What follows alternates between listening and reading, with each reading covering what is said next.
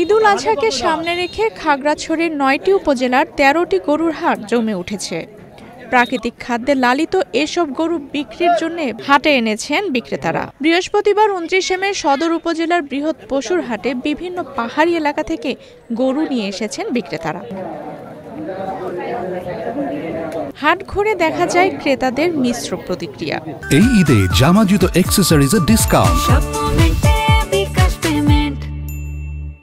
কেউ কেউ শুধু গরু দেখতে এসেই সাধ্যের মধ্যে পেয়ে যাওয়ায় কিনে ফেলেছেন, আবার কেউ কেউ পুরো হাট জুড়ে ঘুরেও সাধ্যের মধ্যে গরু কিনতে পারছেন না। আমাদের গরু আছে, এখানে পালন হচ্ছে, বাইরের কোনো গরু আসে নাই, কিন্তু বিদেশি গরু আছে, দেশি গরু আছে। মোটামুটি বাজার অবস্থা ভালো আছে। খাগড়াছড়ি বাজারে আসছি গরু কেনার জন্য, কোরবানির গরু কিনবো।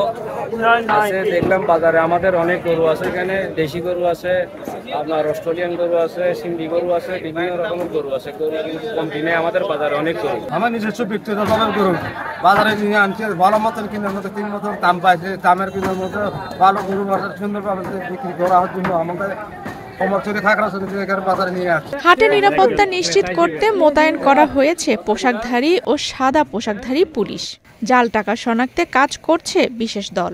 প্রাণী সম্পদ বিভাগের পক্ষ থেকেও গরুর স্বাস্থ্যের দিকে নজর রাখা হচ্ছে। গরু ব্যবসায়ীরা যাতে নির্বিঘ্নে নিরাপদভাবে তাদের গরু ক্রয় বিক্রয়ের মাধ্যমে তাদের কার্যক্রম পরিচালনা করতে পারে, এই জন্য খাগড়াছড়ি জেলা পুলিশের পক্ষ থেকে পোশাকধারী পুলিশ রয়েছে, পর্যাপ্ত পুলিশ রয়েছে। আমরা জাল টাকা শনাক্তকরণের জন্য মেশিনের ব্যবস্থা করেছি। পাশাপাশি আমাদের জেলা পুলিশ গোয়েন্দা শাখার লোকজন গরু বাজারের নিরাপত্তার জন্য অবস্থান নিয়েছে।